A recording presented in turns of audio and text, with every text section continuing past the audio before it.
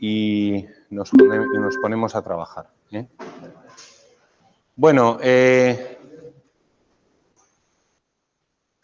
la sesión que nos corresponde hacer hoy es la sesión de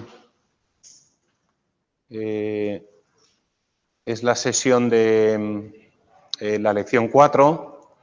De todas formas, a mí el otro día me quedaba pendiente trabajar un poquito más con las sesiones de... O sea, con cuestiones que tienen que ver con los últimos aspectos de la lección 3. Entonces, si os parece, hoy voy a hacer primero un problemita de la lección 3, aunque ya nos hemos evaluado de ello.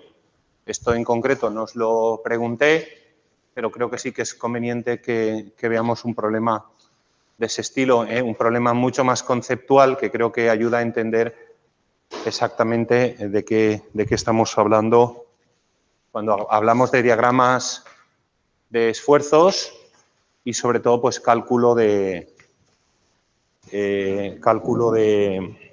fuerzas internas. ¿Vale? ¿Alguna duda? ¿Hay algo que queráis comentar antes de que empiece con los problemas? ¿No? Vale. Pues bueno, el primero de los problemitas que he preparado hoy... Un momento, voy a compartir la pantalla para que todo el mundo la pueda ver, lo que vamos a ir viendo.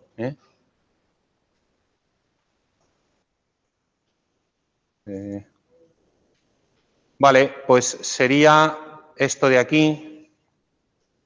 F11. Vale, bueno, esto es un ejercicio, ¿vale? Típico, si os dais cuenta, aquí en concreto lo que tenemos es una viga que está empotrada aquí en el extremo derecho. Por lo tanto, aquí lo que tendremos, si es un empotramiento, pues es simplemente eso, un empotramiento. Y nos piden que calculemos las fuerzas internas en una sección que está situada a 1,35 metros del extremo de aquí, ¿vale? Aquí tenemos definido, sería aquí estamos viendo que es el eje Q porque nos está dando la carga, ¿vale? Y desde aquí hacia allá tenemos definido lo que es el eje X, pero esto de aquí sería el punto 0, 0, ¿vale? ¿Vale? ¿Está claro más o menos cómo funciona esto? Entonces, lo que nos piden es, pues, el axil, el esfuerzo constante y el momento flector cuando X es igual a 1,35 metros. Vale, entonces aquí hay dos posibilidades. Una, directamente planteo fuerzas internas aquí y ya está, con un diagrama de sólido libre adecuado para esa situación. O opción 2, dibujo el diagrama de esfuerzos internos y una vez tenga el diagrama de esfuerzos internos me fijo solamente en esa sección. Entonces, la idea que yo llevo de hacer hoy es, pues bueno, plantear las dos posibilidades. Entonces, vamos a plantear la posibilidad 1, que es calcular las fuerzas internas en B, ¿vale? En la sección B, justamente aquí. Vale. Entonces, para eso necesitamos primero pintarnos un diagrama de sólido libre válido que haría algo así. Aquí lo que tendríamos es el momento flector, el esfuerzo cortante y el axil, ¿vale? Y aquí lo que tenemos es una distribución de fuerzas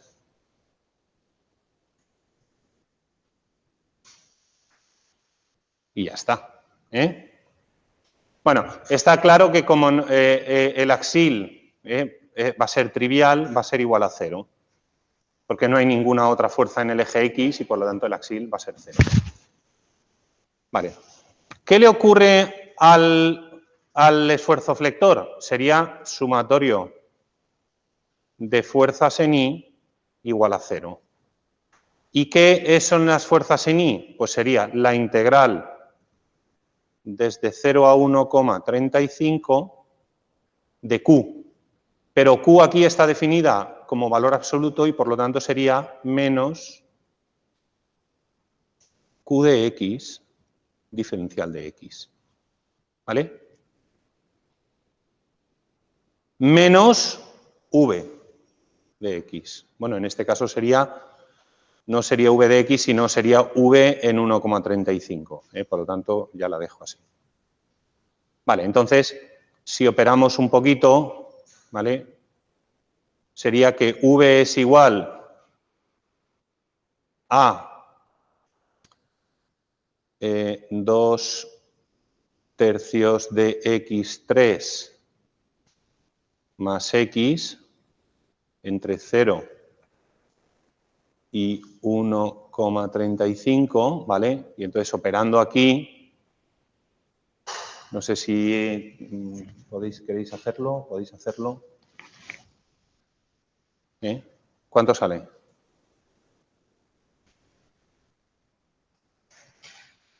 Eso justo no lo he calculado. ¿Lo podéis calcular, por favor?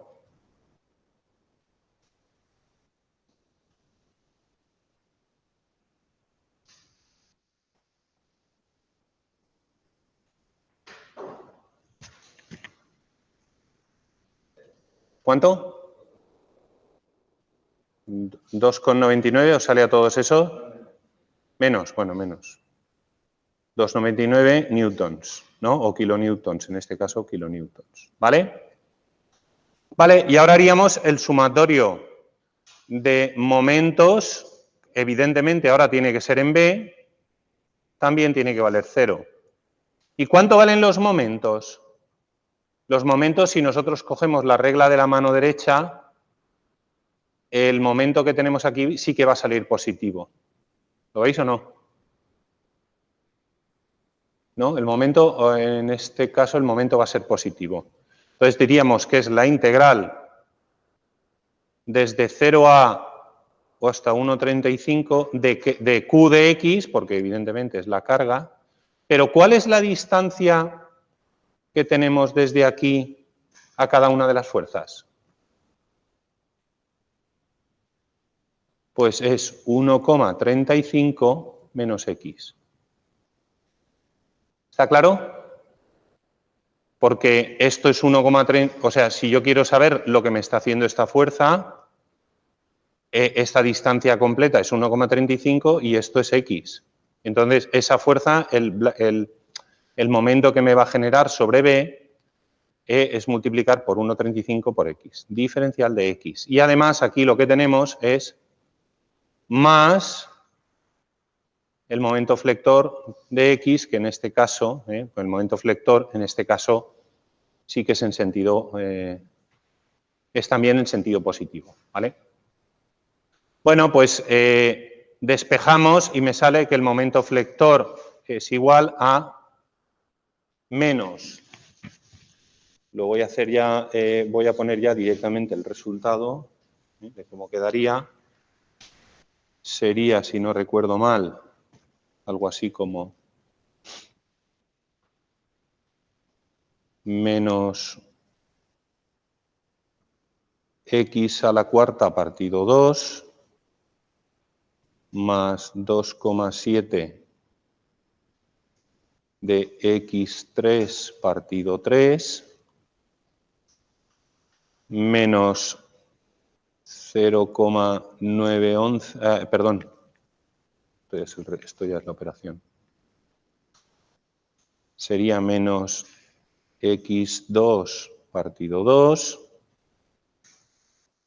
más 1,35X entre 0 y 1,35, ¿vale? Si operamos esto, vemos que al final el resultado es 1,4658 newtons o kilonewtons metro, ¿vale?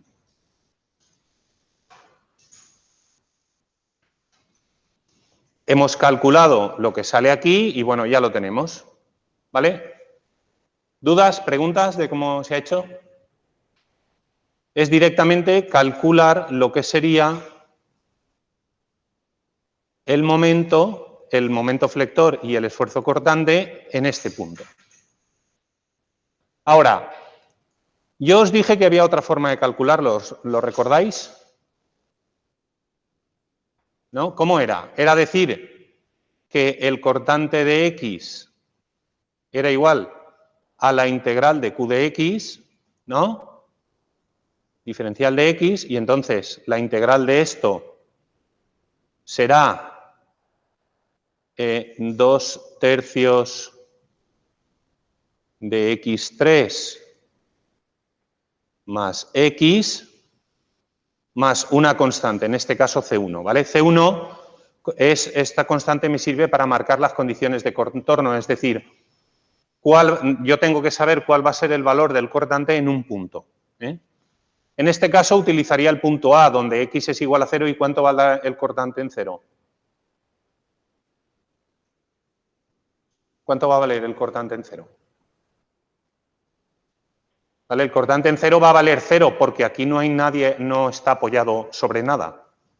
Entonces, si yo sé que V de 0 va a ser igual a 0, eso implica directamente que esto tiene que ser 0.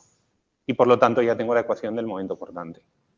¿Vale? También os anticipo que en A el momento flector también va a ser 0.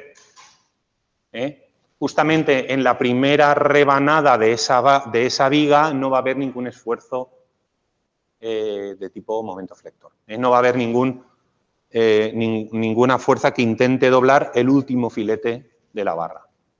Vale, pues también hemos dicho que si yo lo que hago es sustituir V de 1,35, es decir, el cortante en ese punto, ¿vale?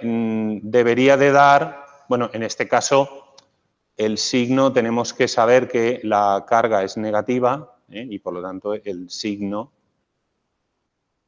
también debe ser el negativo, ¿vale? Si yo hago esto, igual que este de aquí, ¿no? Este de aquí está bien, sí. ¿Vale? Si yo hago esto, el momento cortante en ese punto, en teoría, si lo calculáis, me tiene que dar los 2,99 kilonewtons que me daba antes. Lo bueno de esta función es que me sirve para calcular el cortante en cualquier punto de la barra. Me da igual el 1,35 que cualquier otro, pero yo lo calculo ahí. ¿Está claro o no cómo lo he hecho? Y ahora me vendría a la siguiente, que sería que el momento de X también es igual a, en este caso, la integral de V de X diferencial de X, ¿vale?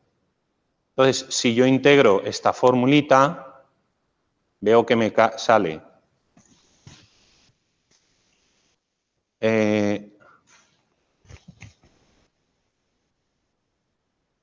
sería, a ver, ¿dónde estoy?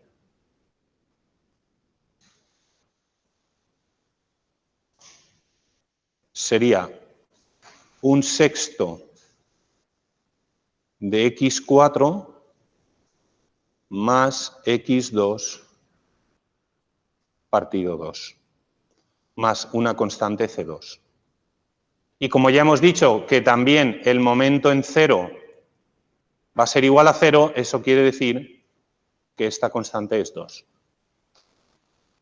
¿Vale? Tened en cuenta que aquí siempre estamos trabajando con valores absolutos y por lo tanto hay que entender que si yo en la rebanada de 1,35 el momento aquí lo voy a tener en este sentido, ¿vale?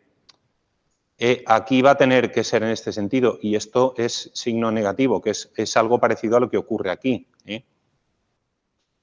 Vale, entonces, si yo calculo M, ya una vez calculada esta fórmula, que es la curva del momento flector en todos los puntos, perdón, lo calculo para 1,35, veo que aquí lo que me va a salir, sabiendo que el signo es negativo, 1,4658. ¿Vale? Aquí el signo del momento también tiene que ser negativo por lo que os he dicho, ¿no? Por este fenómeno aquí. Y veo que exactamente, kilonewtons metro, me van a salir los mismos valores,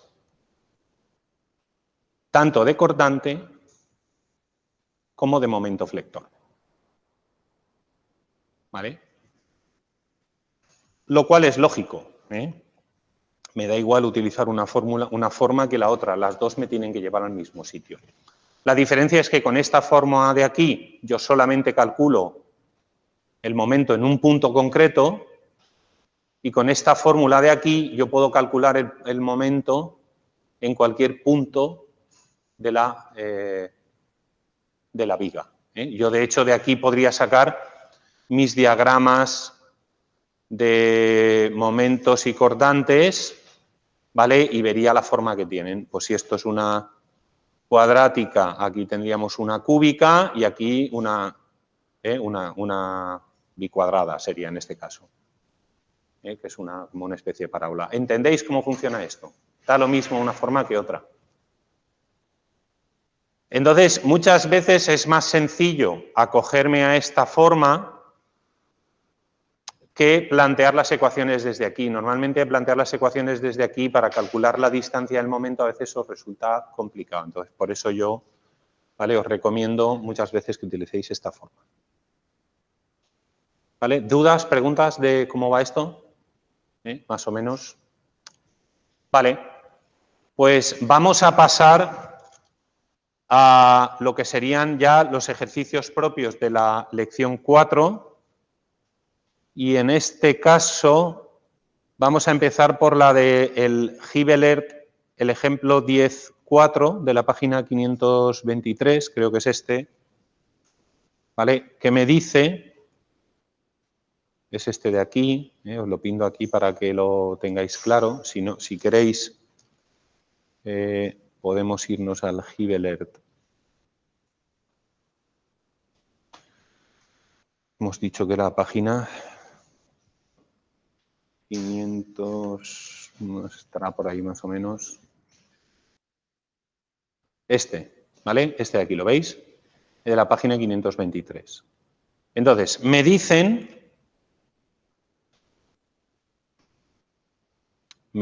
que lo que tengo que hacer ahora...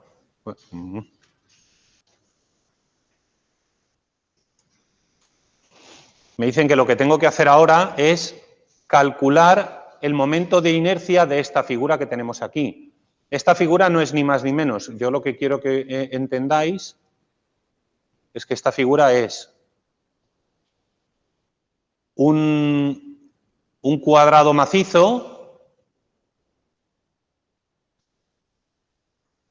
¿vale?, que nosotros hemos practicado aquí un orificio, ¿vale? Y ese orificio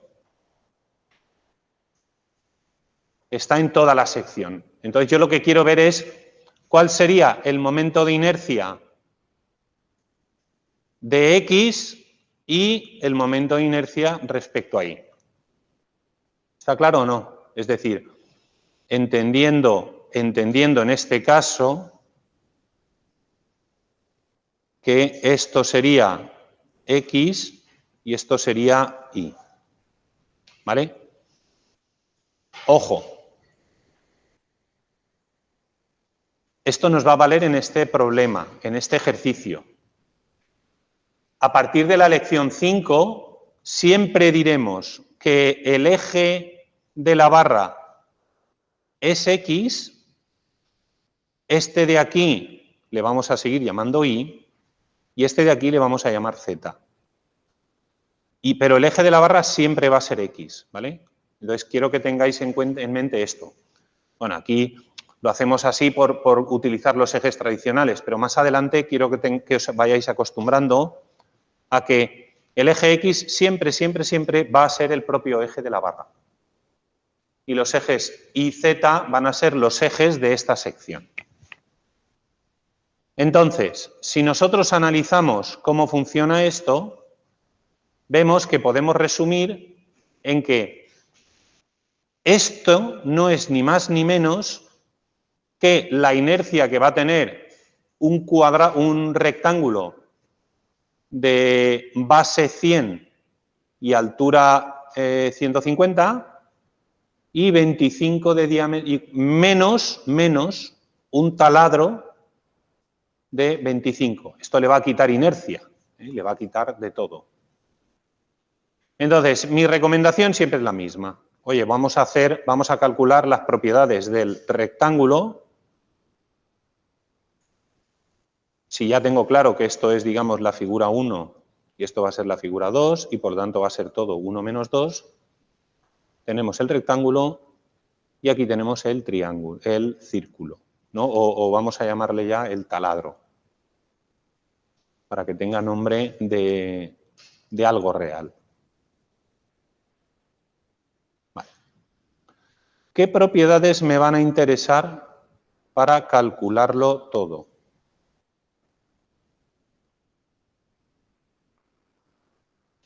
Hombre, pues la sección, el área.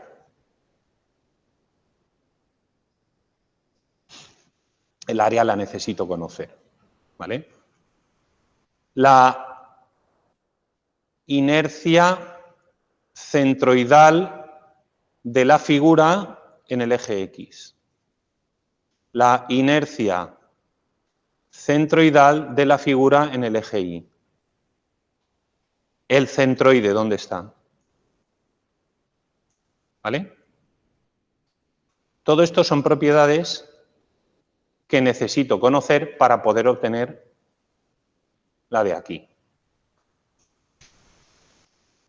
Bueno, el área del rectángulo, ¿cuánto es? ¿Lo podéis calcular? ¿Vale? Esto es muy sencillo. Lo vamos a poner, por ejemplo, en milímetros cuadrados y ya está. ¿Cuánto es el área del rectángulo?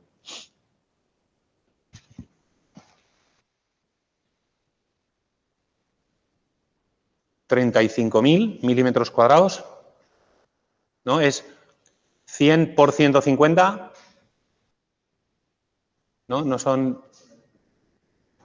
¿no? 75 más 75 son 15.000 milímetros cuadrados, ¿eh? Vale. ¿Cuánto es la inercia del eje X? Ojo. Para eso lo que tenemos que hacer es irnos a propiedades que este año os he incluido aquí algunas páginas con los momentos de inercia de algunas figuras conocidas. Esto directamente está en Wikipedia, por ejemplo. Y nos dice que la inercia en X es la base por la altura al cubo dividido de 12. Pero fijaros que aquí me la marcan siempre en ejes centroidales. Es decir, considerando que los ejes están justamente en el centroide. Vale, pues vamos a ello.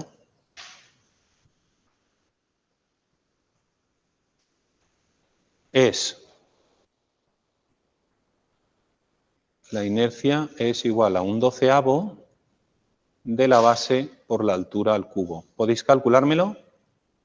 En este caso, la base son 100 y la altura 150. ¿Cuánto es?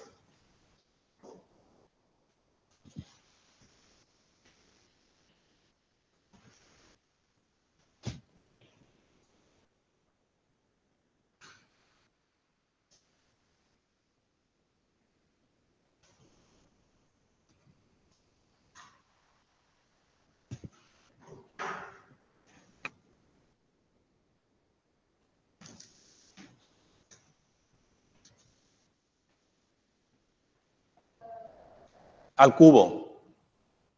Está al cubo.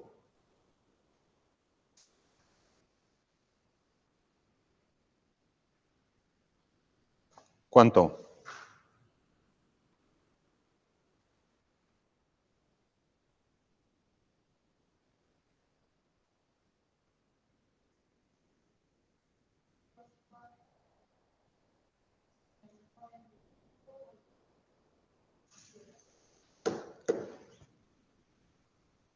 Dos con 81 por 10 elevado a 7. ¿Seguro? ¿Os da bien? ¿Os da eso a todos? Vale. Ahora la inercia en I, ¿vale? Pensar que la inercia en I, en este caso, se utilizará la misma fórmula. Bueno, en realidad la inercia en I será un doceavo de la base al cubo por la altura. Es decir, es como si lo viéramos, ¿no? Como si giráramos esto 90 grados y entonces lo viésemos desde la otra perspectiva, ¿vale? Miradme, calculármelo, por favor.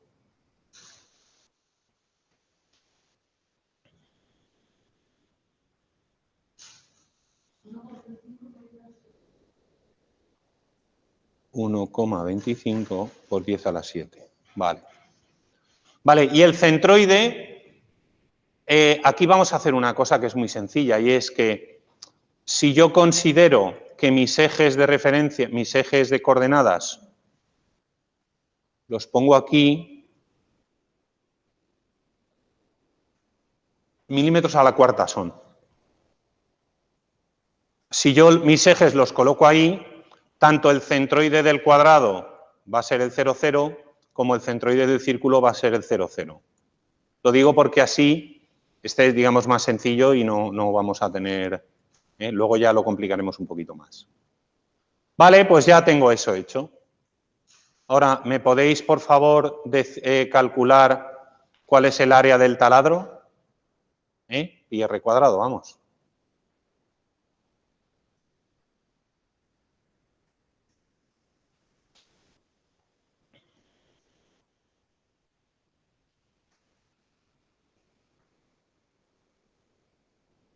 ¿Cuánto? Dame el numerito entero.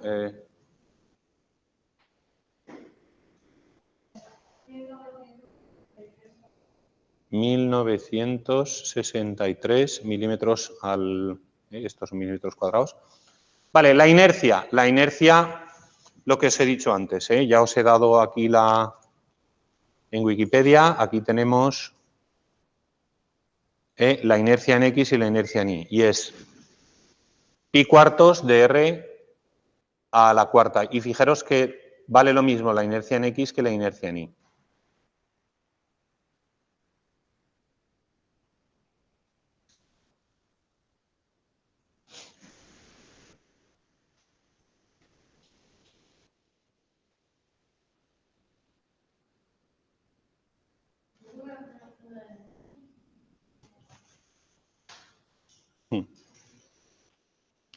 Puedo ponerla otra vez. Es pi cuartos de R a la cuarta. Las inercias no os voy a pedir que os las sepáis de memoria, ¿vale? Las que os hagan falta, normalmente os las voy a poner en el examen.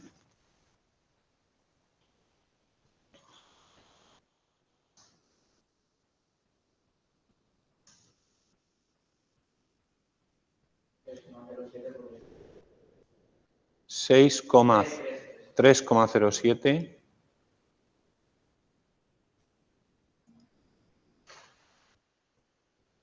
por 10 a la...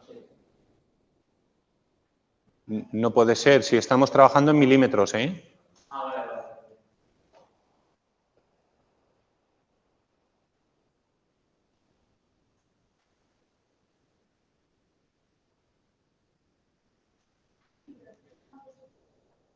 Vale, 3,07 por 10 a la 5.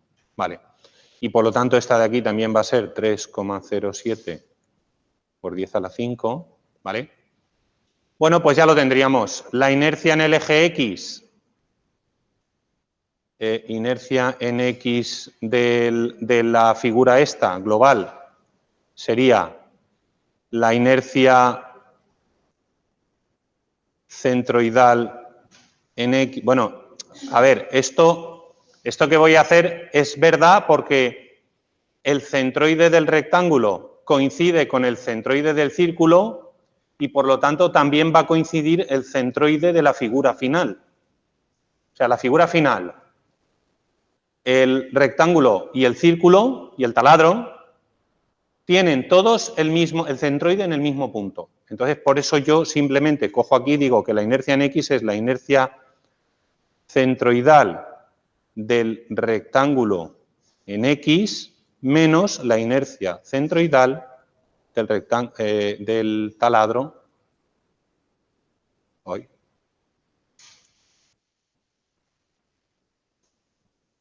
del taladro en X.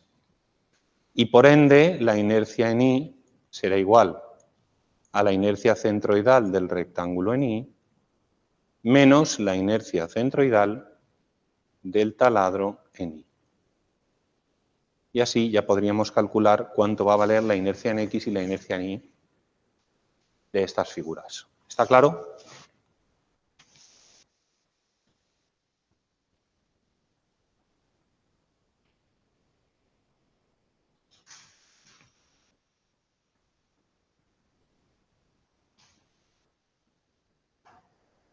¿Vale? ¿Dudas? ¿Preguntas? ¿Me lo podéis decir cuánto vale?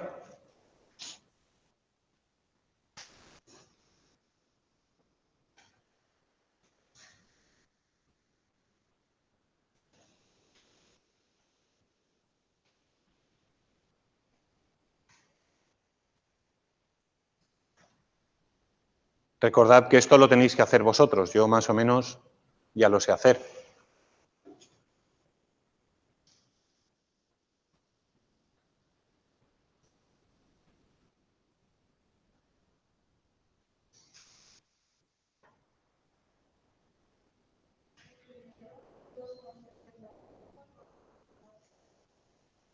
$2,78 por 10 elevado a 7. ¿Vale? Y en Y,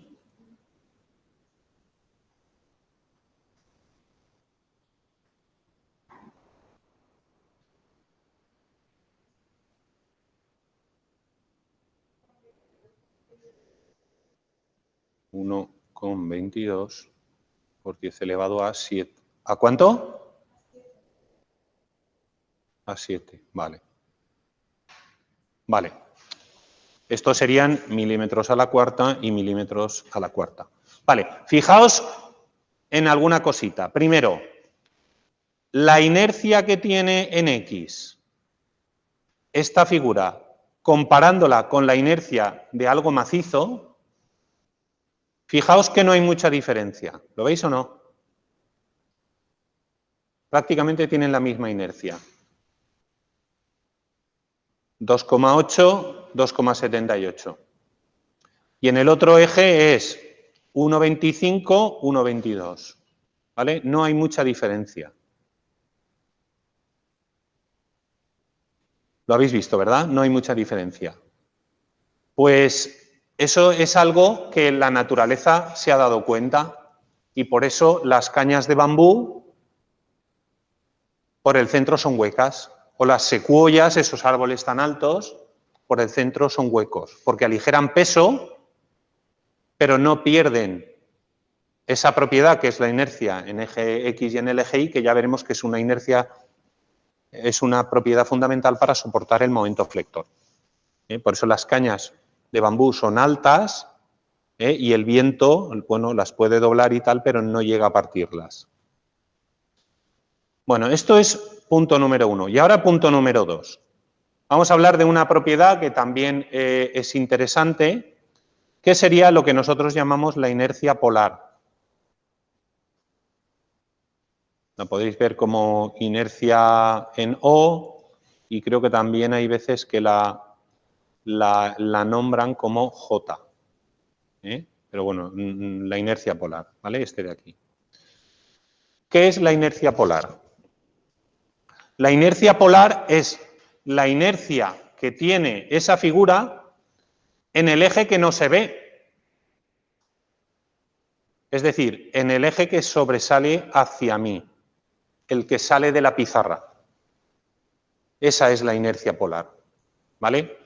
Cuando nosotros utilicemos los ejes normalizados, veremos que la inercia polar es la que aquí vamos a llamar X. Aquí simplemente le vamos a llamar la inercia polar. Y se llama inercia polar a la inercia en X más la inercia en Y. Por lo tanto, esta también es muy fácil de calcular. Sería algo así como 4, ¿no? Más o menos sería 4 por 10 elevado a 7 milímetros a la cuarta. Más o menos, no estará exactamente, pero no me iré de mucho, ¿no? ¿Cuánto es? ¿Eh? 4, vale, pues en cifras significativas lo he hecho bien. ¿Para qué valdrá la inercia polar? ¿Para qué valdrá la inercia polar? Es una inercia que nos va a indicar la resistencia o la oposición que va a tener ese cuerpo a que lo retuerzan. O sea, si yo aquí le voy a dar un momento en este sentido, un momento torsor, y en este sentido un momento torsor hacia aquí, es decir, yo lo que voy a intentar es retorcer esa figura, ¿vale? A lo largo de su eje X, va a ser la oposición o la resistencia o algo así, más o menos, a que yo lo retuerza. Y a eso, esa propiedad es la inercia polar.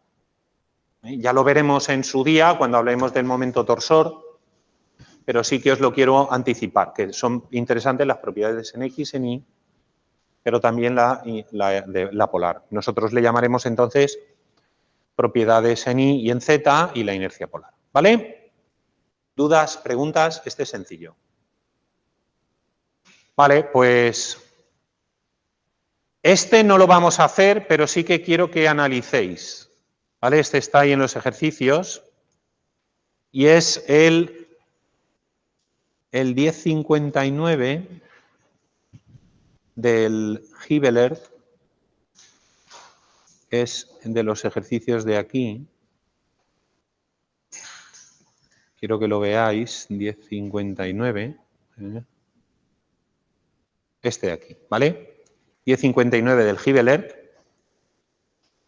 Y nos dice algo así como determinar el momento de inercia del área de la sección transversal de la viga con respecto al eje X que pasa a través del centroide C de la sección transversal, ¿vale? Y ahí nos da la cota de C con respecto a la base. Vale. Este no es tan fácil como parece. No lo vamos a hacer, no lo voy a hacer aquí, pero sí que quiero que pensemos un poquito qué es lo que hace a este que no sea tan fácil de calcular.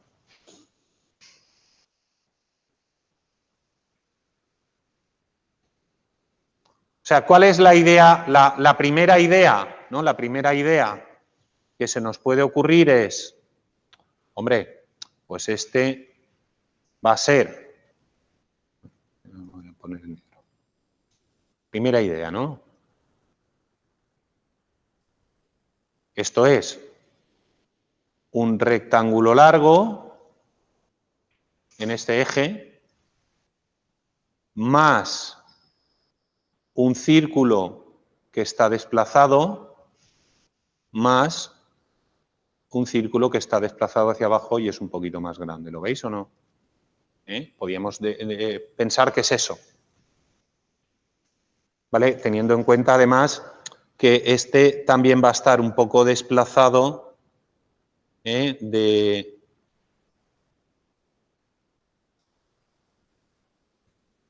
¿vale? Son figuras geométricas que están desplazadas respecto del eje. Entonces, la primera idea sería pensar eso yo calculo el rectángulo, sé dónde está su centroide y por lo tanto me lo llevo al centroide de la pieza final, ¿vale? Que ya nos lo dan. Más este circulito de aquí arriba, que también conozco aquí sus propiedades y me lo llevo al centroide de la pieza final. Y este de aquí abajo, que también lo calculo sus propiedades y me lo llevo la pieza al centroide global, ¿vale? Eso es lo que puede parecer a primera vista. Entonces, de aquí, antes de ver las pegas, sí que me gustaría haceros una pregunta. ¿Cómo se hacen las flechitas? ¿Cómo hago las flechitas? O las flechas. Estas flechas que yo he pintado aquí, ¿eso cómo se hace? ¿Esto qué es? ¿Cómo me llevo yo una figura que está lejos de su eje centroidal? ¿Cómo me la llevo al eje centroidal?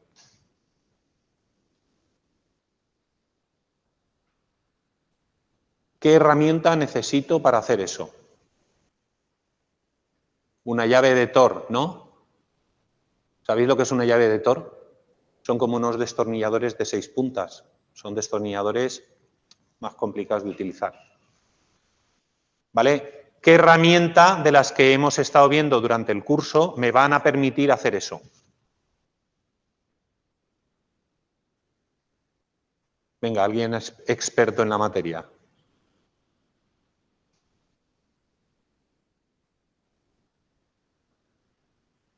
Venga, no seáis vergonzosas ni vergonzosos. Bueno, aquí hay mayoría femenina, así que seguro que lo tenéis en mente y no lo queréis decir. Efectivamente, el teorema de Steiner. Steiner es la herramienta que me sirve para una inercia que yo he calculado con su eje centroidal, me lo llevo porque el teorema de Steiner también lo conocemos por el teorema de los ejes paralelos. Entonces, si yo calculo de aquí la inercia en su X centroidal, me lo tengo que llevar al centroide. Porque sumar y restar figuras, eso solo lo puedo hacer cuando están en el mismo eje.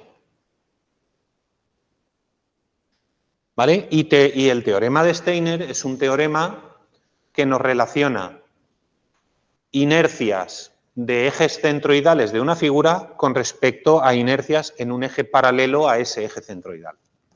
¿Vale? Por lo tanto, es la herramienta perfecta para eso. Vale, pues ya tenemos eso. Vale, y ahora yo os he dicho, este no es tan fácil como parece. ¿Por qué no es tan fácil como parece? ¿Qué pega le veis a ese planteamiento que es la primera idea que yo he planteado?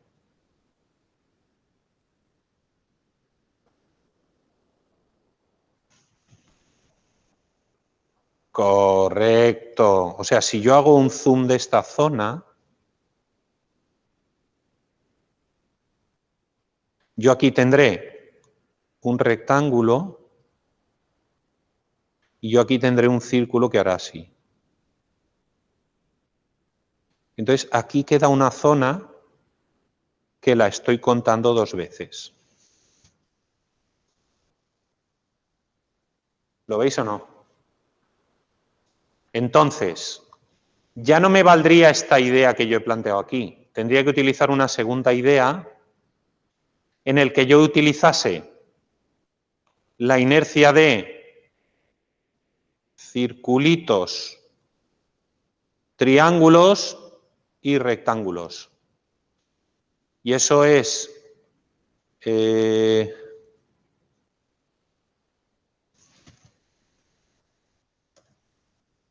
venirme aquí, utilizar esto, no sé si hay alguna que nos puede servir un poquito más, pero vamos, esa, rectángulos y triángulos, ¿los veis o no?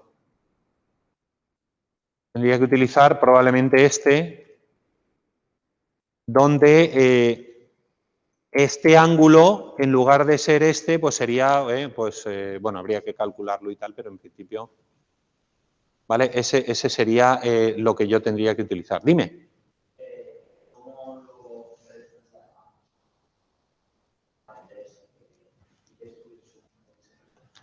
Claro, si yo hago esto... No, si yo esto lo divido en... A ver. Tú ves que aquí esto está claro que se solapa. Vale. Entonces, yo ahora lo borro. ¿Vale? Ahora lo borro y es como yo lo haría. Yo tengo aquí el rectángulo.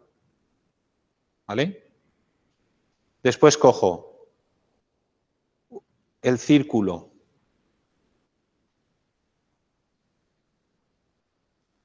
Y luego el triángulo. Claro, cogería el triángulo este.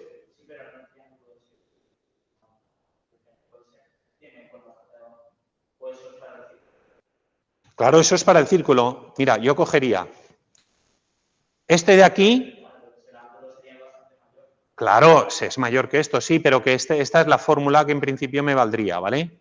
Este triángulo de aquí, bueno, tendría que coger un triángulo más sencillo, pues sería este A sería B medios y entonces la cosa se arreglaría, ¿vale? Y si no recuerdo mal, aquí también os he dejado una cosa que he encontrado por ahí que es como una especie de calculadora libre de momentos de inercia y de centroides. Entonces tú aquí le dices el tipo de figura, aunque no sé si estas cabrían, pero bueno, cositas así os vais a poder encontrar muchas. Que también me serviría para calcularlo. Y si no, pues de tablas que ya esté definido, ¿vale? Sería, esto es, bueno, este en concreto me dice que esta fórmula solo es válida para cuando el ángulo va de 0 a pi. Entonces habría que buscar una que fuese válida para, bueno, 0 a pi, no, que me valiese para 0 a 2 pi. Esta fórmula no me valdría, tendría que buscar un sector circular, tendría que buscarme una que fuese un sector circular que me permitiese calcular la geometría o el momento de inercia. Por eso os digo que por eso digo, este no lo vamos a hacer aquí, pero sí que quiero que veáis que este es más complicado de lo que a priori parece. La primera idea nos dice esto, pero luego cuando nos ponemos a trabajar ya vemos que tiene que ser más complicado. ¿Está claro? ¿Dudas, preguntas con respecto a este? Vale, pues pasamos al siguiente. El siguiente, este creo que es del Bedford. Este es, si no recuerdo mal, de Bedford. Vamos a ver cuál es. Es el 728 del Bedford. El 728, página 325. Bedford. 325 será algo así como una 345.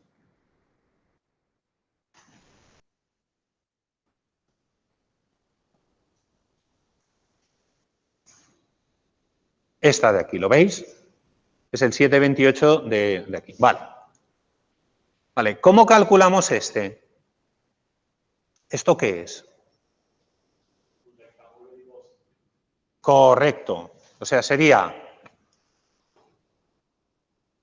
un rectángulo menos un semicírculo menos otro semicírculo, ¿vale? Entonces, mi recomendación, lo de siempre, rectángulo, semicírculo y semicírculo.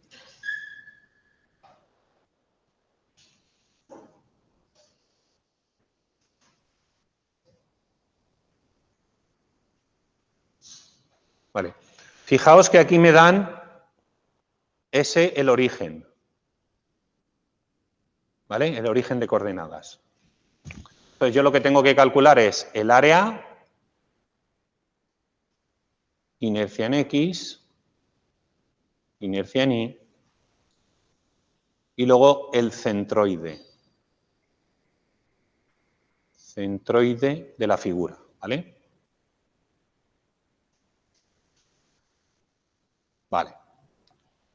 Vale, vamos a lo fácil. Primero es calcular el centroide de cada figura. ¿Dónde está situado? Entonces, a ver, el centroide del rectángulo, pues está en 100 de X y 0 de Y. ¿Vale?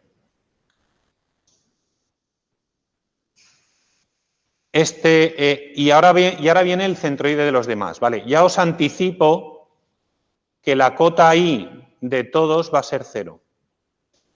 Es decir, el eje X de este semicírculo y del rectángulo siempre es la misma cota. Pero sí que va a haber diferencia en el centroide que tengamos, en la cota del centroide de cada uno de los círculos. De hecho,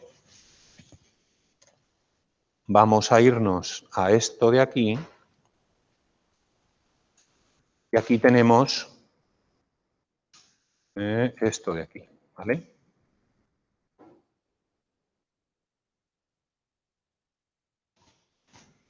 Vale, aquí podemos utilizar cualquiera de estas dos fórmulas. Mi recomendación es que utilicéis esta, porque esta ya me da las coordenadas respecto a su centroide. ¿Lo veis o no? Lo que no recuerdo bien es si aquí me está dando la... ¿Vale? Y aquí sí que me da cuál es esa cota, cuál es esa cota del centroide, que es 4/3 de pi partido de r partido por pi. Esa es la cota, esta distancia de la distancia, digamos, del eje X a este eje X. Y esto, por eso aplica ahí Steiner. Entonces, en este caso sería 4/3 de r partido por pi esa distancia. Entonces, con estas formulitas, que son las del semicírculo, y sabiendo esa cota cuál es, yo ya podría calcular esto de aquí. Entonces, os pido, por favor, que lo hagáis. Me tenéis que dar el área, esa cota y las inercias de X y de Y, tanto de uno como de otro, ¿vale? Tened en cuenta que aquí las figuras están dibujadas así y aquí están dibujadas así. Por lo tanto, lo que aquí pone eje X, aquí es el eje Y y viceversa. ¿Vale? ¿Lo entendéis o no? O sea, hay que interpretar las fórmulas. Las fórmulas me las dan en unas condiciones y yo las tengo en otras. Entonces, estos dos ejes habrá que cambiarlos. ¿Cuál queréis que os deje en pantalla? ¿El enunciado o esto? ¿Dejo esto? Pues venga, va, o apuntar las fórmulas y luego si queréis.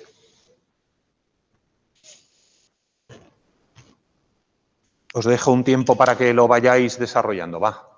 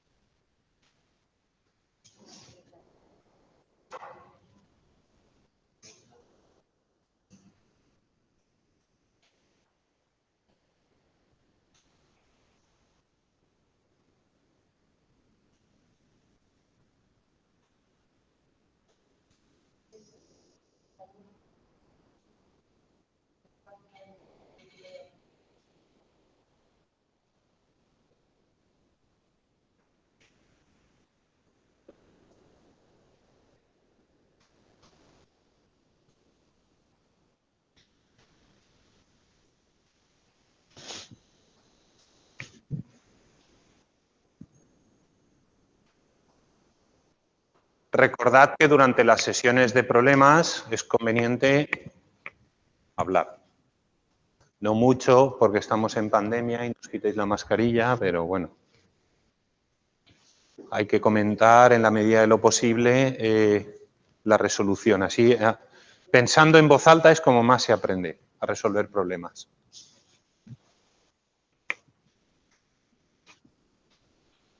Y luego, si sois convivientes, pues podéis hacer hasta los problemas juntos. Y si no sois convivientes, pues más de 6 tampoco. Pero os podéis juntar hasta 6.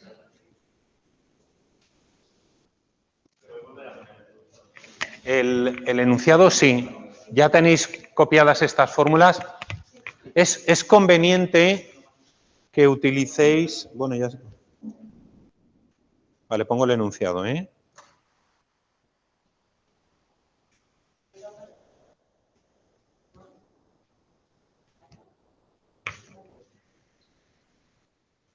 ¿Todo bien? ¿Todo bien o hay algo que no...?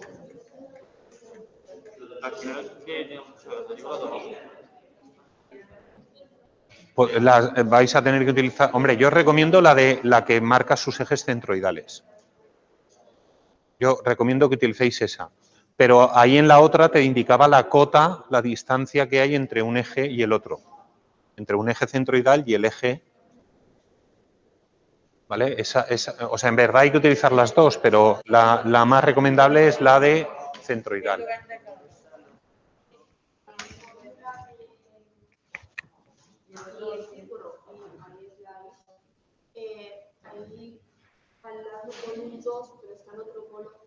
Sí, pero eso, no, es una nota al pie.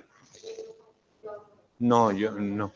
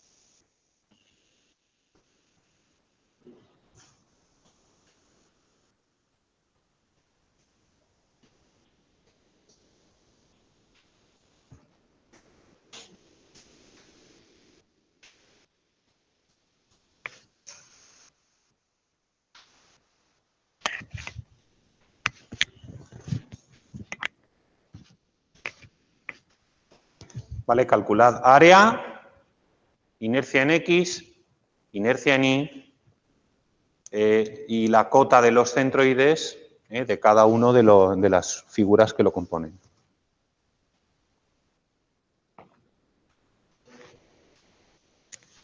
Sí, dime. ¿Has dicho algo? Ah, perdona. Me había confundido.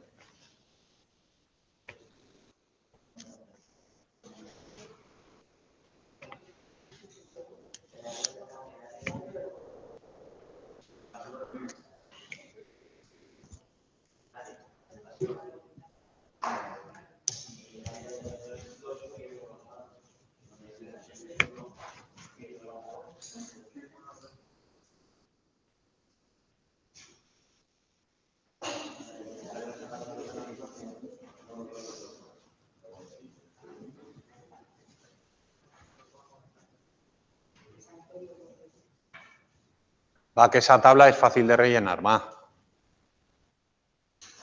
¿Vale? Los semicírculos es la mitad de pi r cuadrado, ¿no? Y ya está.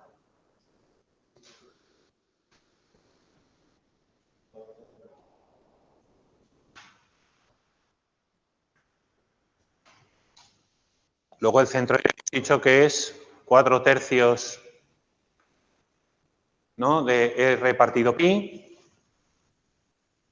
Las cotas, pero ojo, en un lado será, como no puede ser de otra forma, este de aquí será directamente ese valor, pero en este de aquí será 200 menos ese numerito, ¿vale? Y la cota esta es que es muy sencilla. Esa ya, el centroide aquí ya lo tenemos. Decidme primero las áreas, va, y vamos avanzando. ¿Cuánto es el área del rectángulo? ¿Del rectángulo? 56.000, vale. ¿Vale? Milímetros al cuadrado. ¿Cuál es el área de este circulito de aquí grande? 15.000. Vale. ¿Y la del otro pequeñito? 3.926. Vale. ¿Y los centroides? La cota X del primer centroide será, pues lo que os he dicho, 4/3 del radio partido por pi.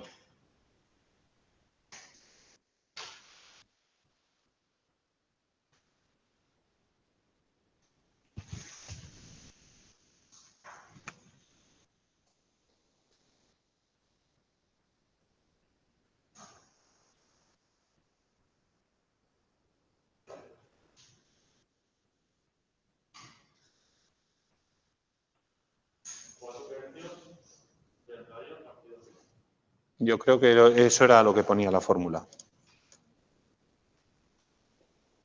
Sí. Es 4/3 de R partido por pi. ¿Cuánto? 42,44. Vale. Y esta cota de aquí sería 200 menos 4/3 de R partido por pi, pero de este radio pequeñito, de 50. Y eso serían...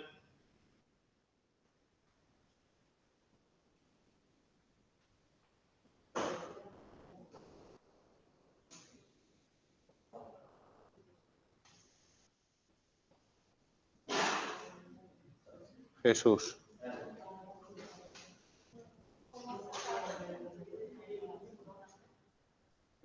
Este de aquí, claro, hemos dicho que la cota, esta distancia que hay aquí, de esos ejes, es 4/3 de R partido por pi. R son 100, ¿lo ves? Pues 4/3 de 100 partido por pi. Y eso da 42,44. Entonces, la de esta cota es 200, ¿no? Eso es 200 menos 4/3 de R, que en este caso son 50, partido por pi. Esa es la cota, esta que tengo que poner aquí. ¿Cuánto es? 178, vamos a poner 179, ¿te parece? Para no discutir. Vale. Vale. ¿Y para qué nos vale el centroide de cada figurita? ¿Para qué nos vale eso? Porque yo os he dicho aquí, esto hay que calcularlo. ¿Y para qué vale eso?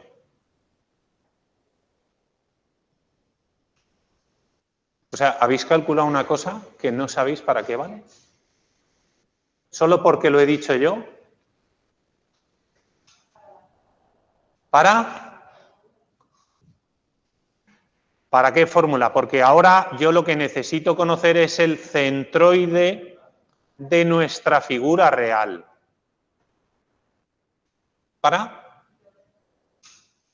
Lo necesitaré para el teorema de Steiner, para traerme... O sea, Lo voy a necesitar para dos cosas. Una, para poner todas las inercias en el mismo eje, pero además para calcular el centroide de la figura global, porque el centroide de esta figura no es ni este, ni este, ni este. ¿Cuánto vale el centroide? En este caso, solamente voy a calcular la coordenada X del centroide, porque la coordenada Y está claro, ¿no? ¿Cuánto es la coordenada Y del centroide? 0, vale. Pues entonces sería 100 por 56.000 menos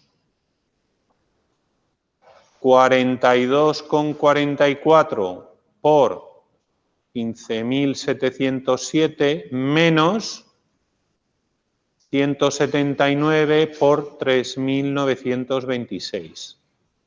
Dividido el área total, que son 56.000 menos 15.707 menos 3.926. ¿Cuánto es esa?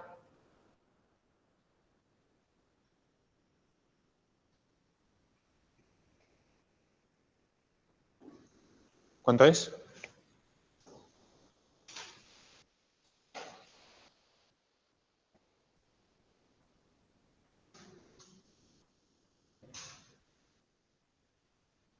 Vale, estos números entiendo que no me estáis engañando. Si alguien me ha engañado, bueno, pues los de casa también lo pueden comprobar, que esté bien y que aquí no hayan engañado a nadie. ¿Cuánto sale esa cota?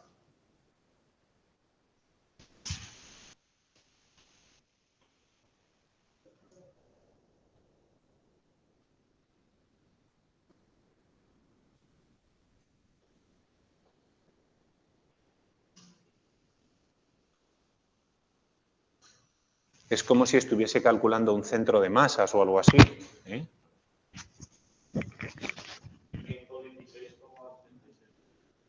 116,76. Con 36, pues vamos a poner 116 y ya está. ¿Vale? Vale, pues ya está. Vale, lo borro. Esto no tiene... Esta formulita no aporta nada, No aporta nada porque la necesito, pero no aporta nada. Vale, ¿y me queréis dar, por favor, ahora ya las inercias? Ahora ya sí que me tenéis que dar las inercias, ¿Cuánto es la inercia en X, que en el formulario aparecerá como inercia en Y, del rectángulo? Un 12avo de la base por la altura al cubo, A.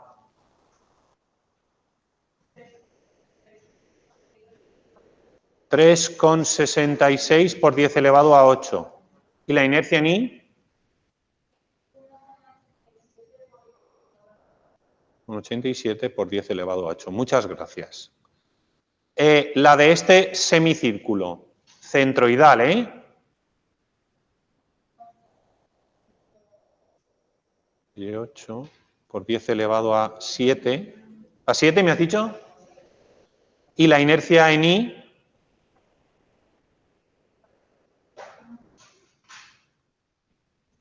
Vale.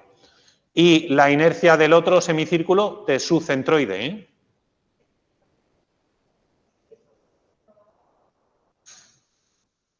Y... Vale. Muy bien.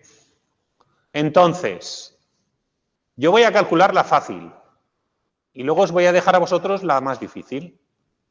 ¿Cuál es la fácil? La inercia en X. Porque como la cota,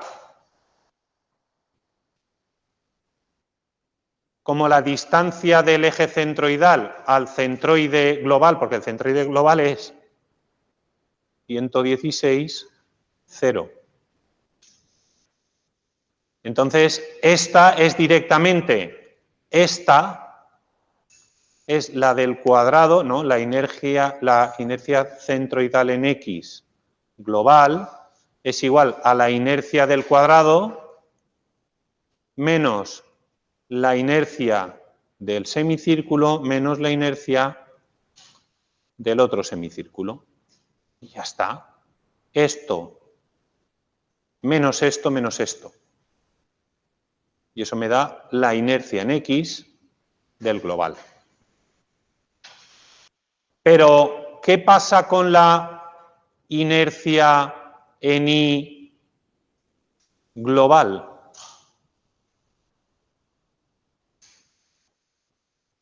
Esta es más difícil. ¿Por qué es más difícil? Porque cada figurita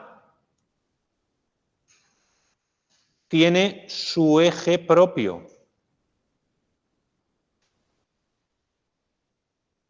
Esto sería el eje Y de este semicírculo, este del rectángulo y este del otro semicírculo. Entonces, ¿a cuál me lo tengo que llevar? Al centroide de la figura final. Tengo que coger estas inercias y llevármelas ahí, llevármelas ahí, llevármelas a este eje para poderlas sumar ya. ¿Y eso cómo se hacía? Con el teorema de Steiner, ¿vale? Entonces, paso 1, Steiner, ¿vale? Steiner, de cada inercia con su distancia hasta 16, ¿vale? Pues el rectángulo solamente hay una distancia de 16, si os acordáis era, lo que nos decía era que la inercia en X, por ejemplo, es la inercia, bueno, en este caso lo voy a poner en Y, pero me da igual, es cualquier eje. Es la inercia en Y de su centroide más la distancia al cuadrado por el área. Entonces, en este caso, pues la distancia de 100 a 116 son 16 milímetros. De aquí son pues un poquillo más y de aquí pues no tanto. Entonces tengo que llevarme todas las tengo que despejar, o sea, tengo que llevármelas a ese eje nuevo y una vez ya estén en el eje rojo ya las puedo sumar, restar, restar. Pues venga, va, a trabajar.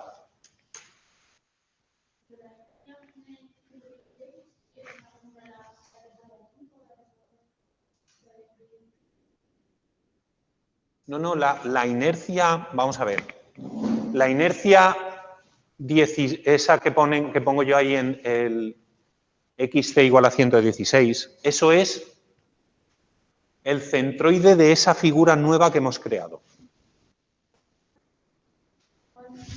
¿Esta es de aquí? Ah, bueno, esa es esta.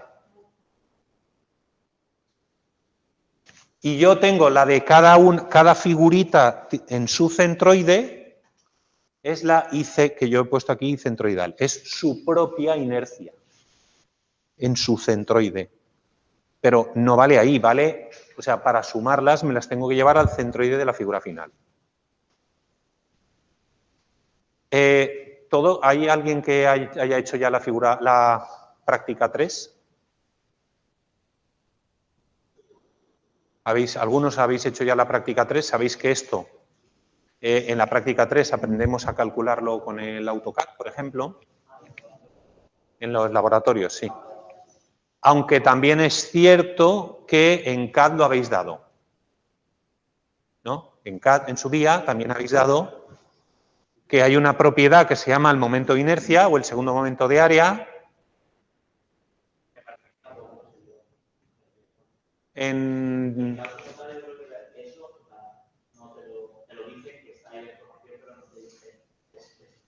Bueno, te dicen que en AutoCAD se puede calcular esa propiedad, ¿vale? Entonces, te dicen que en AutoCAD se puede calcular esa propiedad, ¿vale? Y nosotros aquí lo que hacemos es, os decimos esa propiedad para qué vale. ¿Por qué? Bueno, aquí lo calculamos un poco más rudimentaria, es un poco más a mano.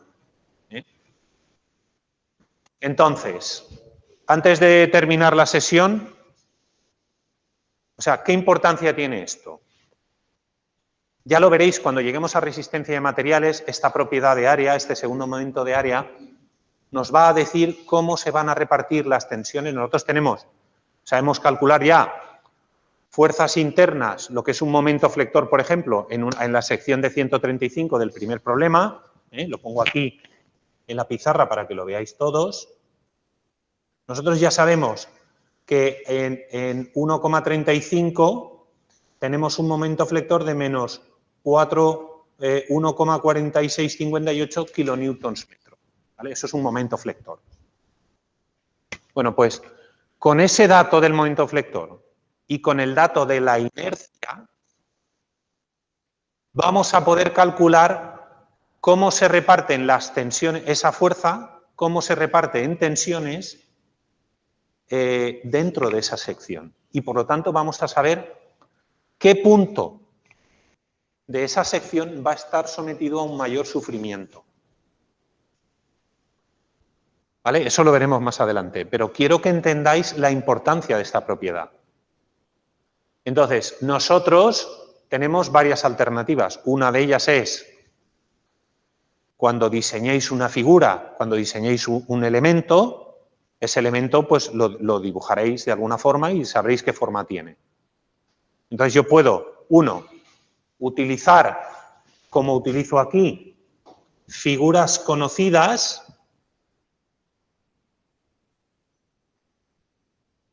Aquí estoy utilizando figuras conocidas, ¿vale? Ahora no sé quitar esto. Vale. Utilizo figuras conocidas como es un rectángulo, un círculo, un semicírculo, tal, y eso me sirve, incluso si tuviera un taladro también podría ponerlo, para que yo a partir de figuras geométricas conocidas poder calcular las propiedades de inercia, área, etcétera, de mi perfil que yo he diseñado. Opción 2. Utilizo los programas de dibujo, como por ejemplo el AutoCAD. Yo dibujo el perfil y una vez tengo el perfil dibujado, puedo calcular el centroide y también puedo calcular las propiedades de área o momento de inercia. Y por lo tanto también voy a saber cómo se va a comportar esa figura que yo he dibujado en AutoCAD, cómo se va a comportar a nivel de tensiones cuando yo la cargue. Y luego tengo la opción 3. ¿Cuál es la opción 3? La opción 3 es, me voy a un catálogo y utilizo perfiles comerciales. Entonces, si yo me voy a un catálogo de perfiles comerciales, cojo por ejemplo aquí prontuario de perfiles metálicos, por ejemplo. Venga, por favor, lo que estoy diciendo es importante, ¿eh? Y, por ejemplo, me voy a un perfil hueco redondo, que este es muy común. Entonces, un perfil hueco redondo, por ejemplo, nos vamos a este de aquí, que es el círculo de... nos vamos en la columna del perfil, donde pone perfil, a la derecha, vemos, por ejemplo, 60.2. 60.2 quiere decir que es un tubo hueco de acero de 60 de diámetro y de 2 milímetros de espesor de pared. Entonces, si me voy ahí, veo que me dice que el diámetro es 60, que el espesor de la pared son 2 milímetros, me dice cuál es el área en centímetros cuadrados, me dice que es 2,64 centímetros cuadrados, y si sigo un poquito más adelante me dice cuál es la inercia. Evidentemente la inercia al ser simetría radial va a ser la misma inercia en todos los sentidos. La inercia me dice que es 15,30. ¿Lo veis o no? ¿Vale? Y si me voy 2 columnas más a la izquierda, me dice la inercia I sub t, ¿vale? Que esa es la inercia polar, me dice que es 30,60. ¿Os dais cuenta que es el doble? Esa es la resistencia que va a tener ese perfil a que yo lo retuerza. De alguna forma, ¿no? Más o menos me va a decir eso. Y esa es el doble. ¿Por qué? Porque es la inercia de X más la inercia de Y. Y como la inercia de X y la de Y es lo mismo, en ese caso vemos que tiene exactamente el doble de inercia polar. Entonces, si yo utilizo los perfiles huecos, o sea, utilizo perfiles normalizados, no tengo que hacer ningún cálculo, pero a lo mejor yo en mi diseño no quiero utilizar esos perfiles. Entonces, si utilizo un perfil particular, tengo que calcular esas propiedades, que cuando estéis acostumbradas a esto os va a costar 10 minutos, ¿vale? ¿Dudas? ¿Preguntas?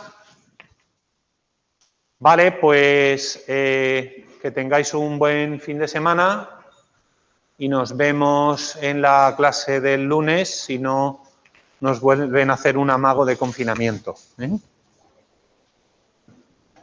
Y para los que veis esto desde casa, pues nada, muchas gracias y espero que os haya servido. Gracias.